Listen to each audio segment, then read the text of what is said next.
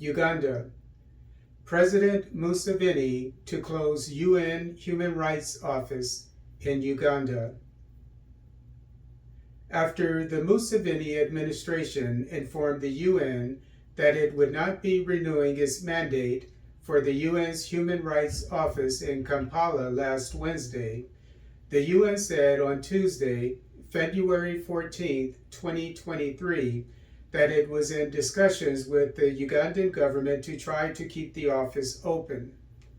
Authorization for the office to remain open expires this August.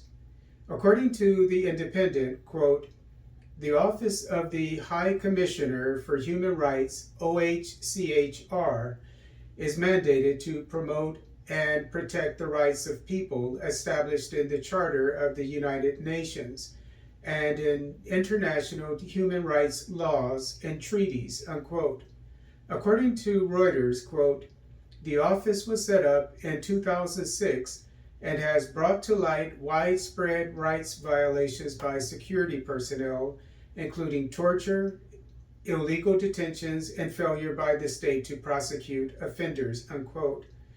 As reported by Reuters, quote, the Ugandan government said in a letter to OHCHR that the UN presence was no longer necessary because of the progress it had made in developing a domestic capacity to monitor human rights compliance, including the emergence of a strong civil society, unquote. According to AFP, Ugandan Foreign Affairs Minister Henry Okello Oryem said Uganda's, quote, human rights record over the years has tremendously improved under the able leadership of President Museveni, unquote. As stated by AFP, Foreign Minister of the National Unity Platform, Muwada Nkunyingi, maintains, quote, it's not surprising they are not renewing the mandate of the UN office because they fear strict observance of human rights, unquote.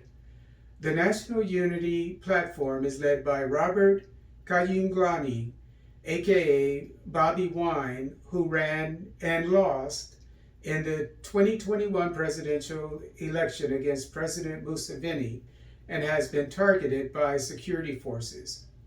As reported by The Independent, in November of last year, the UN Committee Against Torture made mention of reports of unauthorized places of detention in Uganda for more than 400 people, including, quote, persons accused of spying, collusion, and dissent against President Yoweri Museveni, and the alleged torture of an opposition member of parliament, unquote.